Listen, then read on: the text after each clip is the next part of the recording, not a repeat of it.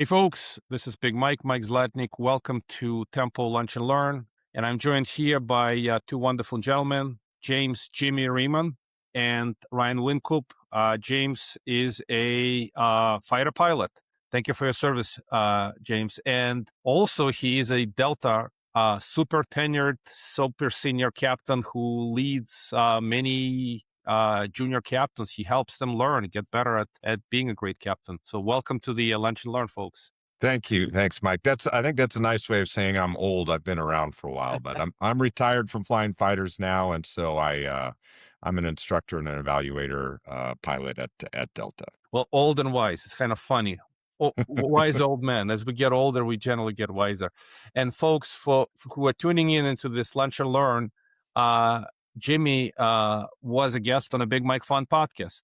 Please tune in. There's a lot of great conversation on that.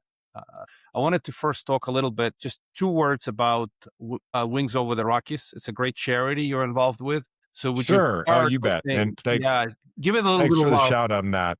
I think we had fun on the podcast talking about, one of the core parts of investing. And, you always, if you're successful with things, what do you do? And finding ways you can give back. And because aviation has been so good to me and my family, I do try to find ways to support organizations that, Wings Over the Rockies, my favorite part about what they do is helping young people find avenues through aviation, aerospace, and space where they can kind of pursue their dreams. And so that's fun. And if anybody's ever interested in learning more or wants to support that, my website, jamesreeman.com, on the contribution link has ways that you can do that. So yeah, I appreciate that. We've got a lot of fun stuff coming up at Wings this year. And it's one of the things in my copious free time that I don't have that I put some energy into. So thank you. Thank you for sharing. Ryan, do you want to chime in with maybe the first question for James? Yeah, well, I mean, I'm curious to know. I mean, obviously, where you're at in your career, you love helping coach others, and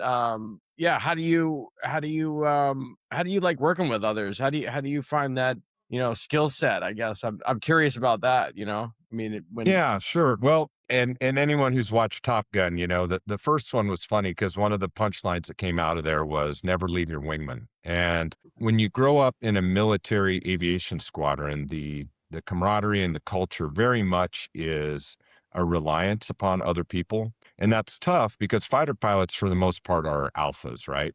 Yeah. And, when you look around the room, almost everybody in there was either the high school quarterback or the student body president. And so getting a team like that to coalesce where everybody thinks they have the best idea is not always easy. But unlike working in a cubicle or, a standard office type job, your lives really do depend on each other, literally. So in our combat missions and things like that. So finding the ability to trust and really relinquish a little bit of that control and have confidence in the people you're working with is super important. The challenge is when you're a fighter pilot, you kind of live in a bubble of pretty unique individuals. And then you end up in the real world where it's a little bit more diversity and different thoughts. Mike and I talked about on the podcast, you generate a lot more ideas when you're around people who don't think like you, but it's also a little bit more challenging. It's less efficient. You have to do a little bit more listening, which I think all of us, either through good and bad experience have learned that we need to all be better listeners. And so finding ways to listen and find those great ideas and then also trust. And I think one of the key things about leadership, and it's tough in investing, is you have to trust people enough to be willing to let them fail. And finding where those guardrails are is tough because in aviation, ultimately, there's a level of failure that leads to loss of equipment or loss of life. And certainly, you're not ever willing to go that far. But how do you give subordinates or coworkers or people that you're developing enough leash that they can fail and learn and get better without jumping in too early to where you're always providing the solution. And so I think that's a challenge with leadership that is very intuitive in aviation, but it also comes with investing too.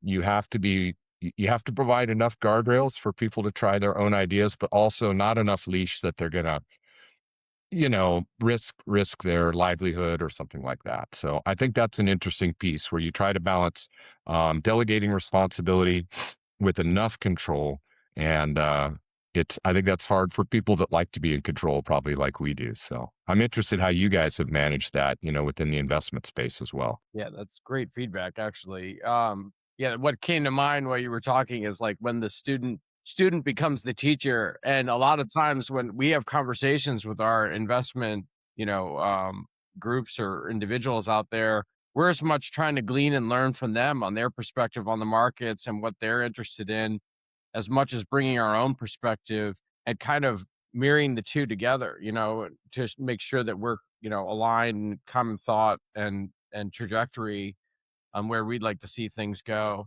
Obviously we're out there plugged into a lot of different events and different resources to learn the direction of the market, but they all bring unique experiences and backgrounds and things like that is also to be learned from. And I think the best learning environment, I believe, actually is really with that kind of dynamic actually between people, to have that open dialogue, to be able to really kind of throw ideas out there and, poke holes in them, take constructive criticism, things like that. So Uh, Absolutely.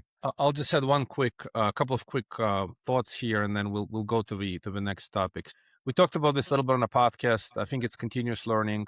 What you just said reminds me Charlie Munger's avoid stupidity. Just basically don't let things get out of control. You do stupid things, but you need to be learning all the time. And we talked on a podcast how you do pre-flight plan, you do post-flight debriefing.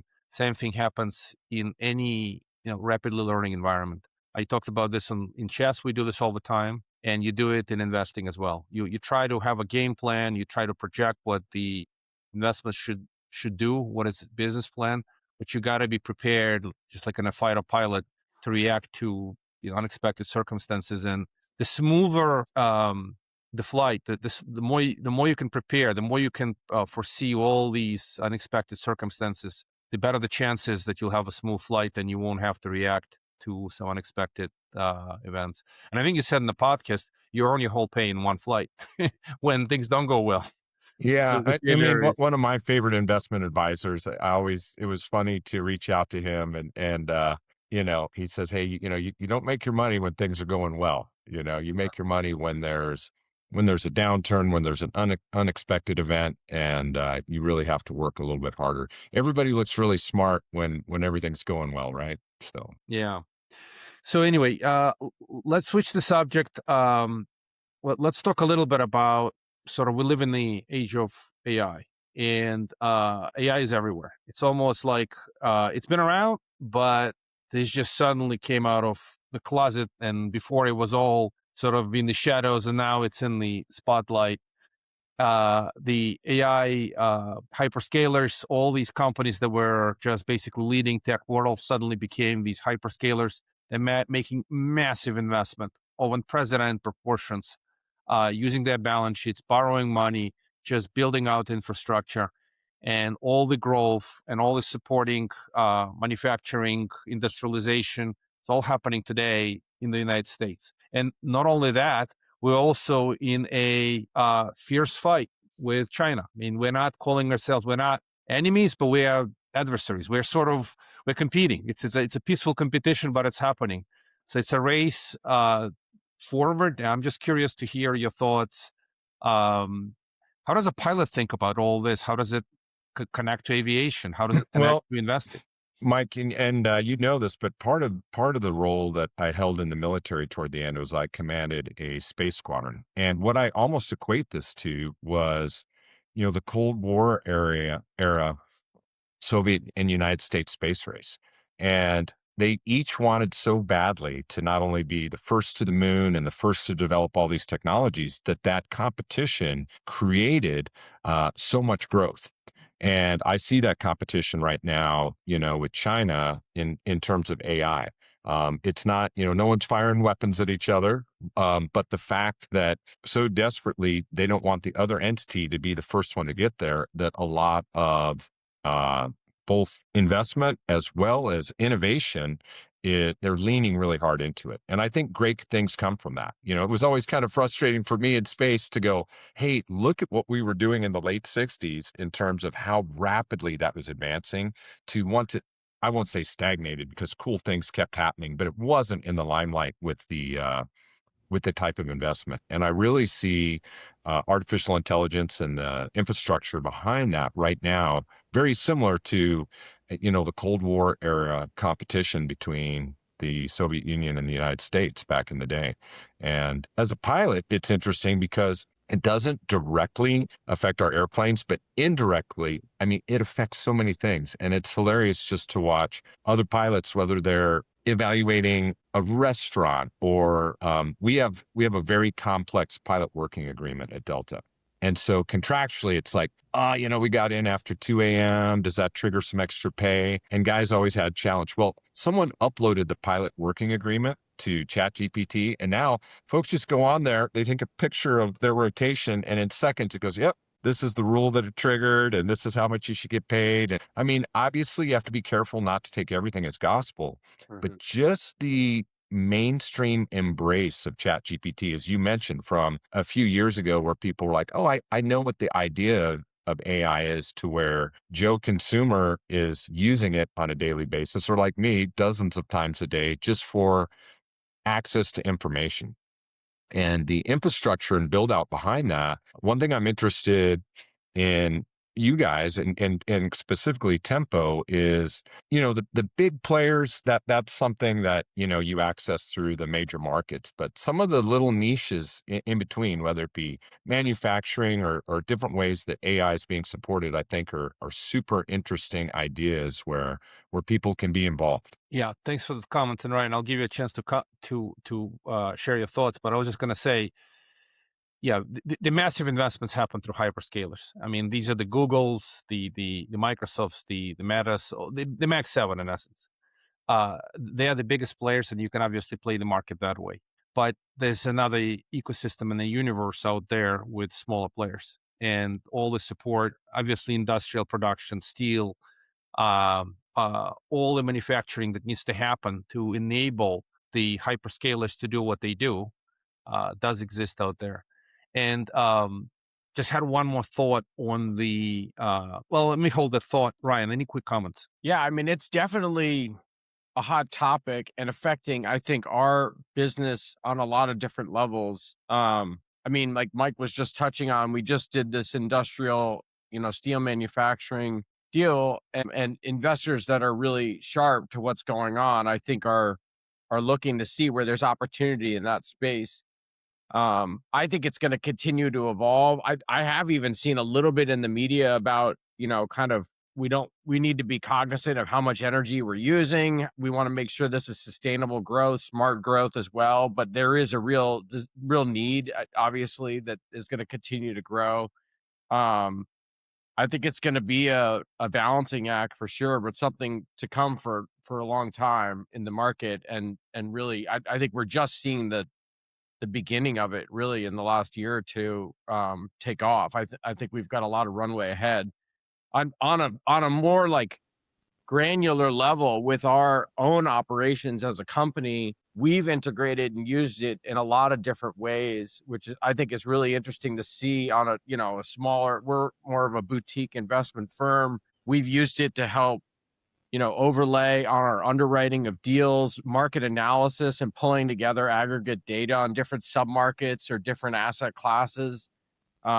It's really helped us be extremely efficient in vetting opportunities, looking at deals in real time, pulling together sources and data, and in helping that analysis. I don't think it's gotten to the point where it's replaced any of our key folks on the back end that are really providing that critical mind to be the kind of decision maker and the end of the analysis. But we've used it in a lot of ways, I think, to really make ourselves a lot more efficient and faster in the marketplace, and just track trends and changes and pool data really that's been available out there in the market. It's really a tremendous resource in a lot of ways. And there's other apps and applications we've been starting to play with as well that I think will continue to roll out as well. So it's very interesting to see how you can utilize it in the modern era. And I just add one comment. See, it's kind of interesting what you said. AI is really, really good at big data, right? It can analyze data and can learn from it. That's the sort of the biggest advantage of AI and expert systems. And when you said that you uploaded Delta pilot agreement into the AI, it's hilarious. But this is a perfect use of the technology. Actually, the risk of hallucination is very low because you're giving it a finite data set. It's very clear. It's extremely good at these type of tests. But it's an evolution. It's an evolution of tools and evolution of improvements. Even in legal profession, I mean, a lot of white collar sort of professions where there's a threat, but there's also a great opportunity. I was listening to another podcast. There's another theory on AI. As AI um, automates and accelerates and improves productivity in certain fields, it reduces the cost of those fields, of those products. And as a result, can actually increase the demand for those services. So AI is we're yet to see whether AI is going to drive job losses or actually will create more jobs because of increased demand of lower cost. And one more topic on energy, because it does touch real estate, right? Quite a bit. So one of the things that real estate needs is energy to operate homes. And I had a guest on a podcast literally yesterday. We were chatting about some of the residential home prices have stalled because of affordability. And affordability is a function of the total cost, not just the mortgage interest rates that you're paying, but the insurance, taxes, and energy, uh, gas, electric. So it's kind of interesting how all of this is coming together as as the world evolves, where AI is playing bigger and bigger role. Anyway, so in aviation, I'm just curious, what's happening with airplanes? Is AI being installed to collect data and to? I'm sure data is already collected, but AI is probably analyzing the data from the flights and suggesting some improvements. Yeah, it's amazing how much is actually tracked on an individual flight. And I'll just be kind of specific to Delta. Um, we have technology where within about 24 hours after a flight, every data point from that flight, from a flight perspective, is analyzed. What speed the aircraft left the runway, how many degrees of pitch attitude that the airplane reached on the way out, what speed you climbed out at. And the pilot group and the company work together to say, hey, we're going to provide all this transparency to the pilots as well as to our aviation training so that we can make things better. But we have to provide it at no jeopardy, meaning that unless there's a major red flag, we can't hang guys out and gals out to dry on this, because the more collaborative we make it, the more that they're going to embrace it and use it to get better. And so it's kind of this a little bit of a delicate dance where we're going to provide all this analysis and all this data. But what's great, as an instructor, I can sit down with a pilot and we can see the trends not only on their flights. You can compare all of their data to every other pilot in the fleet to kind of see where they land. We say, how far down the runway are you landing? How close are you to your target speed? And it can give folks ways to get better, which is great. And then it can also, they use that in the training department, go, hey, next cycle, when we bring everyone back to Atlanta for training, we really need to focus on a missed approach, because it seems like, a certain percentage of these guys are missing some of their parameters. And please, these aren't parameters where it's unsafe. We're just always shooting for perfection. And so these are deviations where, we see an opportunity for growth. Let's just call it that. So, I mean, that's one way that they use it acutely. And as you talked about, I think one of the best uses right now is just access to so much data and then using it for data analysis. And in terms of jobs, in the short term, we don't see, pilots being replaced, because ultimately sometimes there's very frequently a case for a human decision maker to be a part of the process in that data loop. But I tend to think that AI will eliminate some inefficiencies in some jobs, but it will create just as many as it eliminates. Really, people's willingness to embrace the trend. I have a daughter in college, and I tell her all the time, I said, ability to move forward and to be competitive is going to be based, quite literally on your ability to harness AI and use it to your advantage relative to how well your peers do that. And, it doesn't necessarily mean academically, but just in all aspects, because I think it is becoming such a part of our everyday life. Yeah, that's true. And not only we are at the face of ChatGPT and early what they call them, kind of generalization tools. The moment you go to specialty tools like in aviation, using results of all these complex analysis to improve performance of these flights, and as a pilot to execute better. I think that's important. And the recent college graduates, the entry level jobs that AI is replacing makes no sense for folks to focus on. In fact, you just got to focus on a higher efficiency, and AI becoming that lower level worker. And I think it's going to greatly improve productivity. So everyone who is going to run on top of AI, execute AI with these specialty apps, are going to be much more productive and efficient. That this is sort of where the world is going. It's like a revolution and an evolution that happens all at the same time. It's a breakthrough, so it's a big leap, but at the same time, it's still part of the evolutionary change. And whether it's almost like this, it's upon us, whether we like it or not, it's going to happen. If we don't do it, China will do it. And it's it's like you're thrown into a fight as a pilot. You got to figure out how to survive. If you don't figure it out, somebody else will. Right. Exactly. So on a podcast, we had this discussion, and I almost started laughing when you said it. You said that pilots are not really, don't take an advice from a pilot, investment advice from a pilot. And I'm just curious to talk a little bit about that. Why do you say that?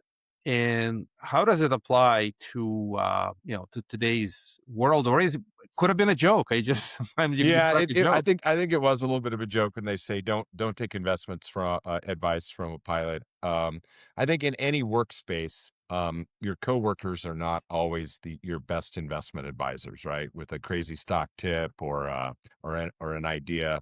The counter to that is that a lot of pilots in the modern era, I don't hear that joke anymore because I think most folks are curious, and pilots, if you've made it far enough to make it to a military pilot or to the airline, you've developed a critical analysis way of thinking. We talked a lot about briefing and debriefing, Mike. And if you're willing to go through, set some objectives, look at the landscape, see what some of the contingencies are, have a plan in case something goes wrong. And then most importantly, after the event, and whether that be an investment or a flight or whatever, to look back and go, hey, what did we do well? What could we have done differently? That process is going to make people better at it. And I know, one of the things you and I talked about one time, there's podcasts out now where, there's a lot of pretty savvy pilots doing different types of investing and self-storage and real estate and things of that nature, getting a lot more creative in ways that aviators can participate in alternative investments outside of the obvious stuff where we have great exposure for 401ks and market-based plans and things of that nature. So I think that was meant to be a little bit more of a joke because a lot of pilots, the critical analysis way of thinking does provide to be a pretty prudent investor. Yeah. So I want to say that every joke has a share of joke and the rest is the truth, right? Yeah. So that joke had a share of joke and a small share of joke. The rest is, sometimes it's the reverse. How big is the share, right? So the reality is, I think that pilots actually are great folks to listen to because of what you just described, especially those who have made it through tenured, just us chatting, how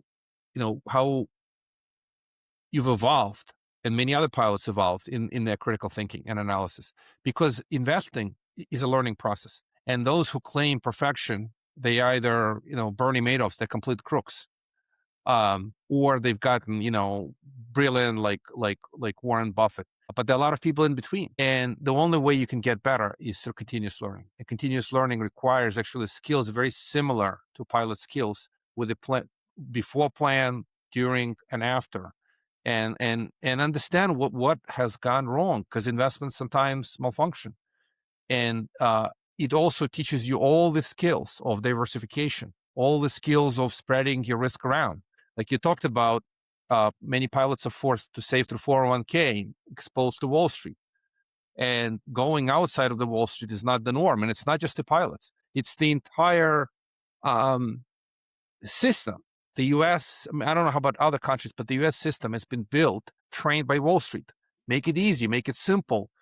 Invest in these index funds or invest in these mutual funds. And typically it is highly advantageous for Wall Street, but you're playing the market.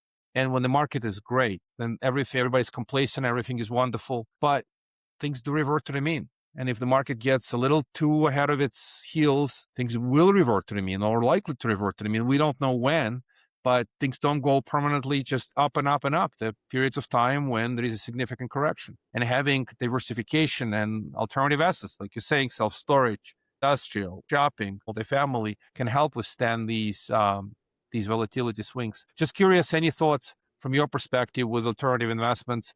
Kind of what drove you to take action to do more of those? And how do you spread the word with other folks to go beyond the traditional 401k, the mutual funds, et cetera? Well, I think a lot of it is education, and for me, it was, podcasts, but also just recognizing, hey, the market's been on a great run, right? And the longer it's on that run, I think the more likely, the correction is, right? And we survive corrections if your main game is in the market. But one thing that, we look to do in aviation is how can we better prepare ourselves for downturns and diversification and finding, more unique ways to invest. To me, it's, to watch an index fund only has so much excitement, but to be able to participate in an individual investment where you're emotionally and financially attached to the outcome of something where there's real estate. One of my favorite parts of the term real estate is it's real, right? And being a part of that. And one thing I like is I'm good at aviation. I'm good at fitness and not very many things, but a couple things. It's not my expertise. So when you find someone that you can trust that's done the due diligence and a boutique firm like yours, it's really exciting to be a part of that and go, okay, these guys have done the work. There's that certain level of trust that I talked about earlier that you develop, and you go, hey, let's see where this goes. And after I did a little bit of self-storage, and just see the consistency. Sometimes it's not always sexy, right? But it's that consistency of having something different where you can watch something grow. I think that's really appealing.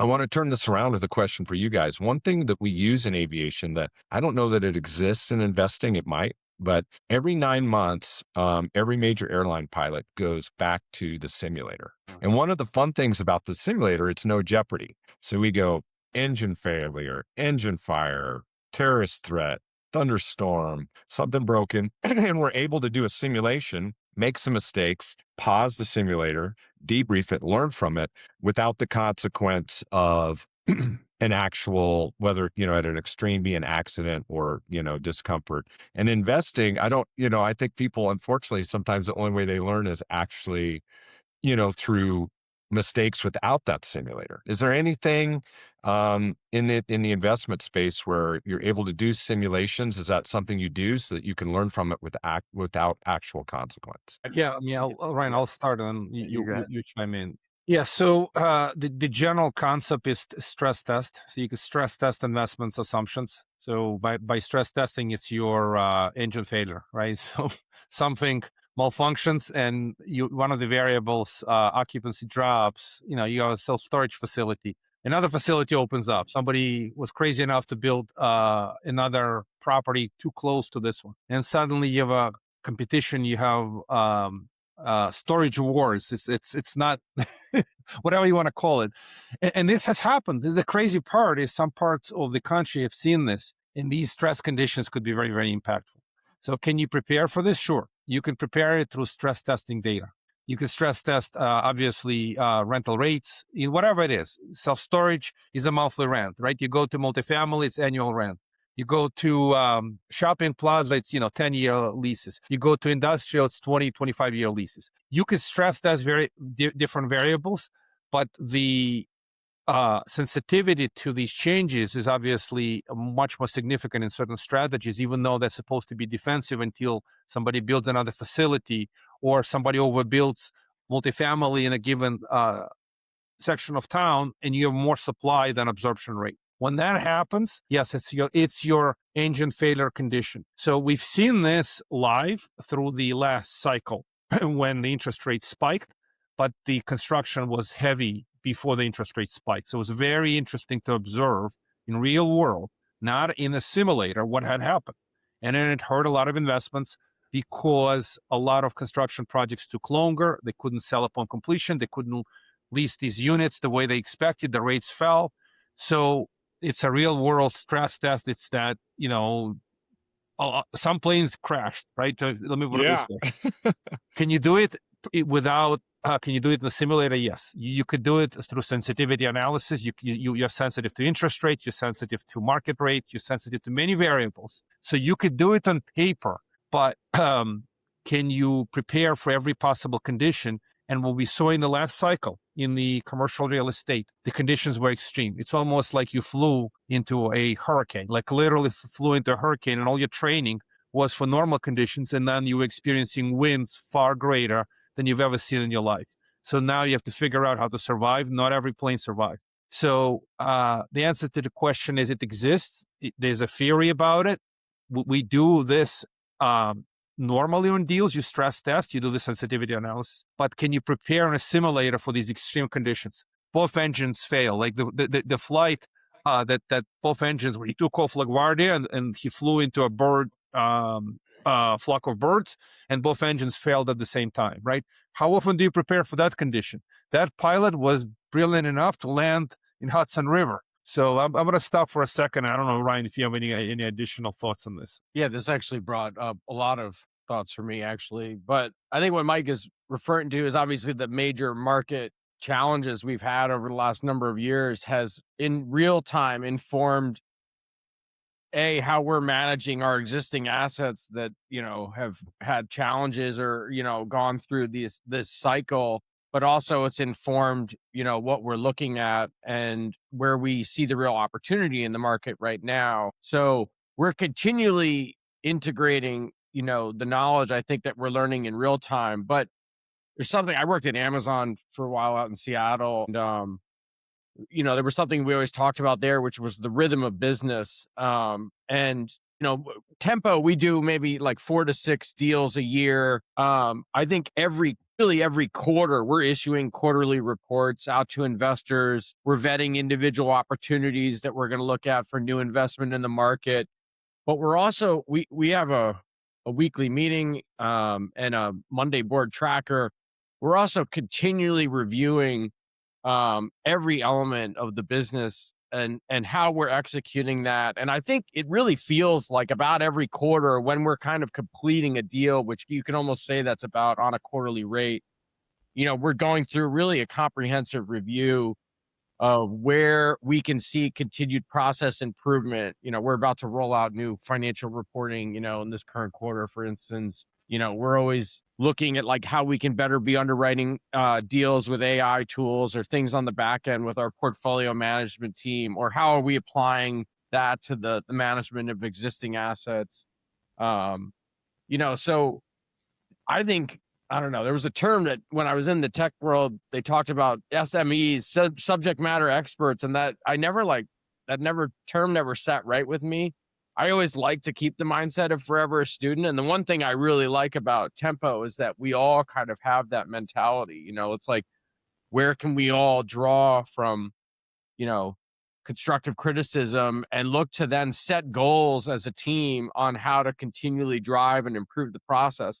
And that informs our investment decisions, what we're seeing in the market, our relationship and communication style with investors down to the very granular, tasks we're executing on a day-to-day basis. So I don't know.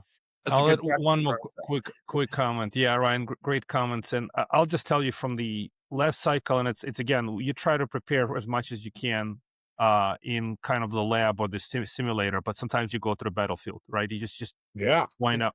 Yeah. So when you walk out of the battlefield and you walk, you're alive, right? If if you couldn't do the analysis if you didn't make it through, right? So if you made it, you do a lot of analysis, and most of the lessons learned is flight to safety. You fly in a hurricane, next time you're just going to figure out how to possibly avoid getting even close to it, and somehow if hurricane moved, changed, and you weren't expecting, what you could have done, in the short time you had to get out of the way.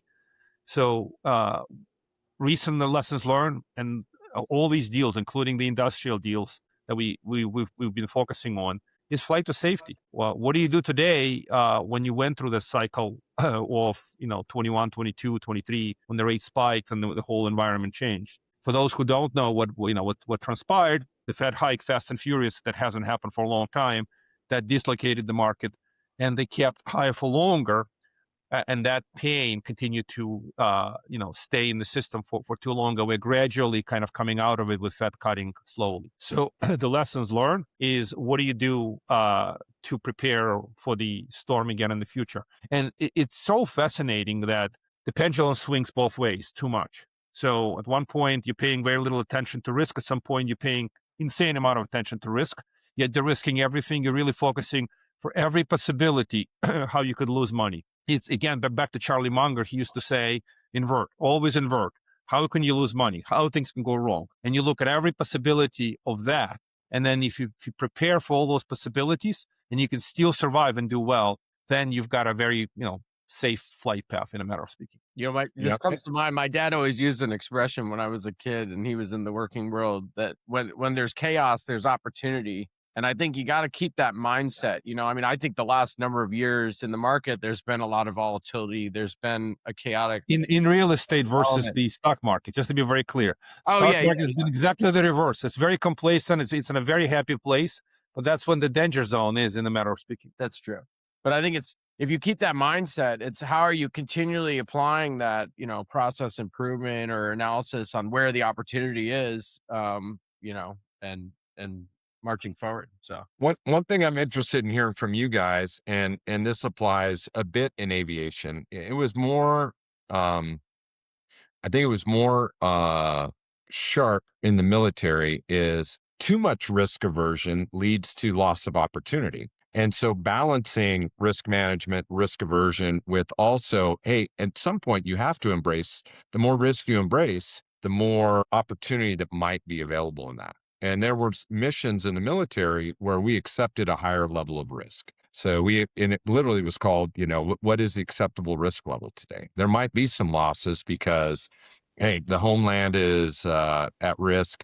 Something, the threat today or the opportunity maybe on the investment side is such that we're willing to accept amount of risk. And I'm really interested, as the real estate market took some unexpected turns in recent years due to interest rates, what are some areas where you've identified and maybe Tempo has leaned into saying, hey, risk aversion is great. You never want to lose money. But at the same time, it's created some opportunity where we're willing to accept some risk for potentially a greater return. Because I think that's a direct translation from aviation to investing, where, it's fun because at the airline, we're all about safety and risk aversion. I mean, we definitely just want to get our passengers there safely. We want to create a great experience for them. But ultimately, let's just say, not from a flight safety thing, Delta next year is introducing 3 new routes. Part of the reason I stay on the airplane that I'm on, I'm not on the biggest airplane because it primarily goes to London, Paris, and Amsterdam. Love those places.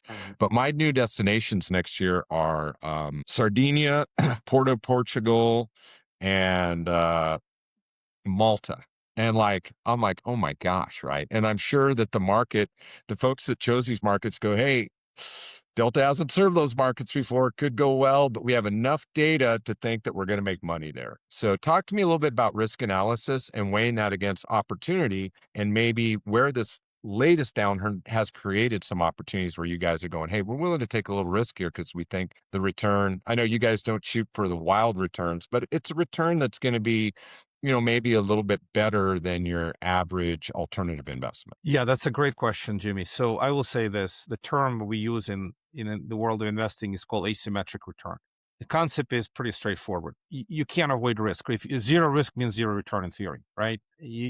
Zero risk investments, even U.S. Treasury still carry some risk of inflation and the government printing money. So there's risk in everything. So what you do is you think about risk versus reward. You're trying to take least amount of risk for the maximum amount of return possibility. That's the asymmetric return profile. What you just explained with Delta, going to London and dealing with miserable weather all the time, how exciting is that? So your level of excitement is pretty low. It's a safe, stable flight. I was on the flight. I just had a flight back London and back, and it was one of those exactly what you described, and exactly that plane. It was just predictable, steady Eddie. It did its thing. UK weather was miserable, but it's the thing you expect, and that's what you get. So, but going to Malta is more excitement. You may have a greater asymmetric return for your travel journey, and you may see things that you don't see in London. So in investing, it's the same concept. So just kind of let me go back in the world of opportunities. So we see today, when interest rates spiked, a lot of capitalization rates, cap rates have increased. So the prices came down for the same assets, for the same cash flows. Ultimately, what's important to find a deal with a great asymmetric risk versus reward profile is what these variables, the stress test conditions that could cause problems. So risk is a possibility of a loss. You got to look at these variables that can create possibility of a loss, and then look at the upside and where you could generate bigger returns. So we've deviated from what we used to do in the past. Kind of multifamily was the core darling, and that asset class was beaten up quite a bit. And it's not only beaten up, there's a lot of sludge in the system. So we, from time to time, we look for asymmetric return on multifamily, but it's difficult to find super great deals that you can actually pull the trigger on, because you don't know if it's a bottom of the market. You don't know what else will happen in the coming months and quarters. So multifamily is not yet in a steady Eddie recovery. So I'm just using this as an example to think about it. Now you go look at some other asset classes. Storage is all super local. You got to look at the very local dynamics, although multifamily too is local. But why we went to industrial and open air shopping a lot more, we actually find the asymmetric risk versus reward return profiles in a lot of these deals. Because on a triple net industrial, like the Newcastle deal, it's a 25-year lease. You have a lot of predictability. It's almost like a flight to London, super predictable. But where do you get the excitement? You get the excitement if interest rates actually do come down. So if interest rates come down because inflation cools, because the Fed cuts, because AI creates productivity and creates deflationary pressures, we might see excitement from these not so exciting deals just because we will get a tailwind for the entire industry. Will it help multifamily? Will it help storage? Yes.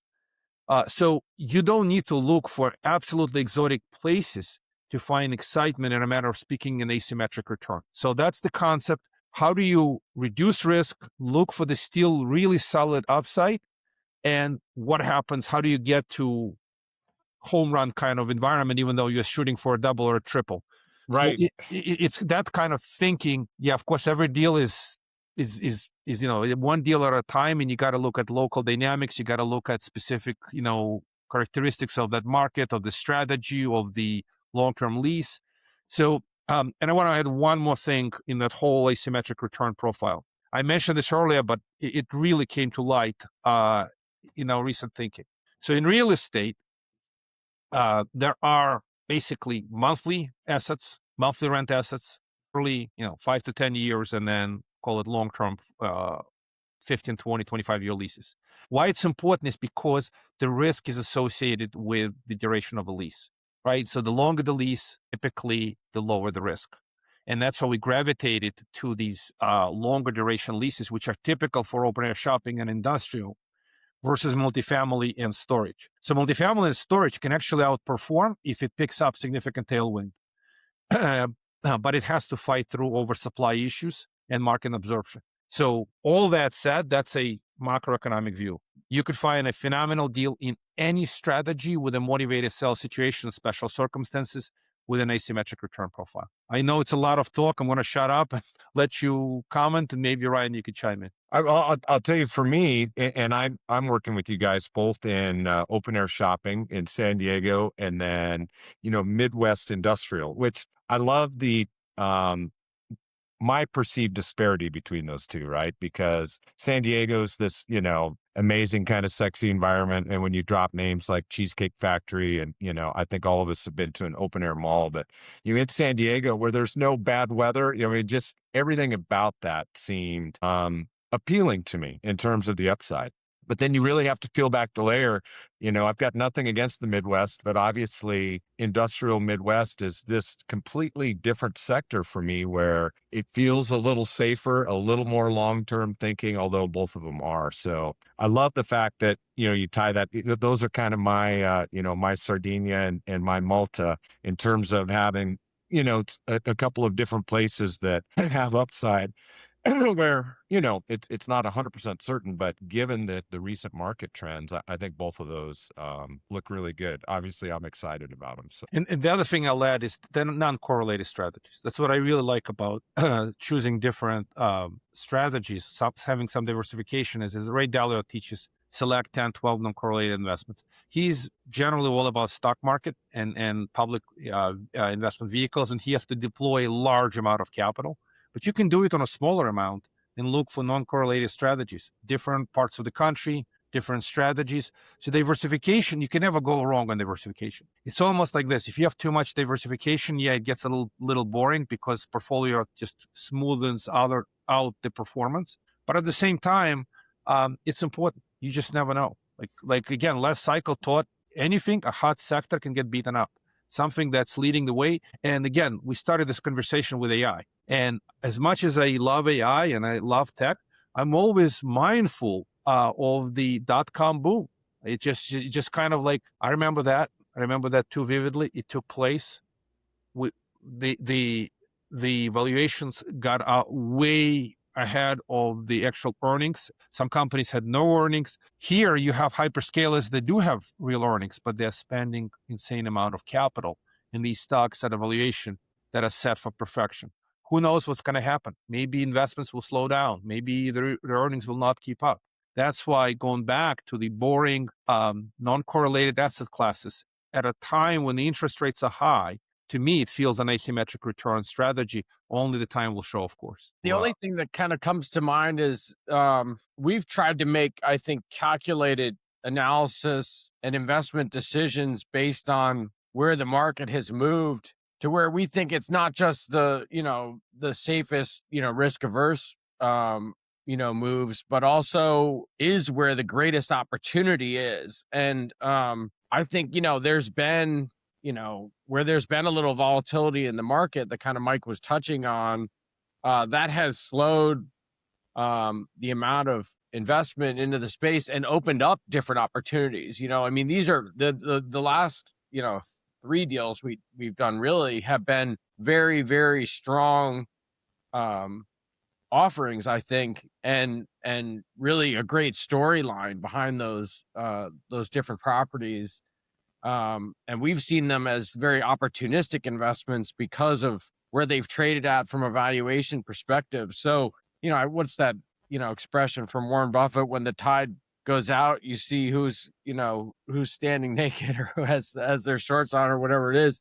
I think where we still look at a lot of different deals, a lot of different asset classes, a lot of different areas around the country. What we've been able to really do, I think, from an opportunity standpoint, is truly vet deals looking across that broad spectrum and see really where the best fundamentals are within current offerings right now and current properties. And also dovetail that with how we think that story of the investment opportunity will resonate with our investors and mirror with what they're comfortable looking at in the current market. We want to make sure that that's landing as well. So I don't know. I'd say it's sharpened our analysis the last couple of years. I think, is looking at the changes, how can we get smarter, really, really get more selective and provide what we think is, the best opportunity out there, the best calculated risk, so. Thank you, Ryan. So, Jimmy, any final thoughts on, just kind of pilot? As much as you said, don't take investment advice from a pilot. Just kind of a thoughts What are you thinking about for the forward outlook for 2026 personally? Like, what do you like? What are you thinking about? If you were to chat to other junior pilots or maybe folks that are not in the aviation industry, just thinking about all these opportunities, kind of what is your point of view? Just your personal opinion, no investment advice. Absolutely. Well, in a new year, it's always fun, and there's a couple of areas I like to focus on: family, faith, fitness, financial. And one of my core principles is what you focus on expands, and creating that balance is really important. But putting some focus on finance and financial education, and whether it's podcasts or lunch and learns, things like this, staying in tune with that and not just leaving everything completely on autopilot. Because paying attention to trends, and whether it be AI and interest rates and things like that, and then finding trusted advisors like you guys, where you go, hey, I've got this, surface level of knowledge, but I know enough to know that I want to connect with some people that are really doing the due diligence and finding those opportunities, I think is really important. And that's one thing I encourage aviators. Sometimes we try to be experts at everything. And I think, being expert at flying, being an expert of taking care of yourself, that's a huge one for me, not only in the new year, but all the time. And, if you ever go to my website, I probably have more stuff on fitness than I have on aviation, just because I love helping pilots go, hey, if you're going to do well as an aviator and an investor, you better take care of your body so that you're around to enjoy it and take care of your family. But I think that one of the biggest pieces of advice I give is to continue that financial education, so you're smart enough to recognize where some of the opportunities are, and then also work on that leadership piece we talked about, where you find trusted friends and advisors who they're focusing on the things that you can align with them, and to help them uncover the opportunities. And that's something I'm super grateful for with you guys, Mike, and I'm so grateful I met you, and Ryan, and all that you guys do at Tempo, because I sleep well knowing you guys are sweating the details on that. And then when you get on my Delta flight, you don't have to worry about getting there safely. But when I throw some money at you guys, I don't lose a lot of sleep on the fact that you've done that risk analysis and identified some asymmetric opportunities. And I think that's just a great piece of advice for anybody out there in the investing space. Jimmy, thank you for sharing. Thank you for coming on the Lunch and Learn. It was a great discussion. Appreciate you, Ryan. Thank you for also for coming and chiming. And we'll keep learning. We'll keep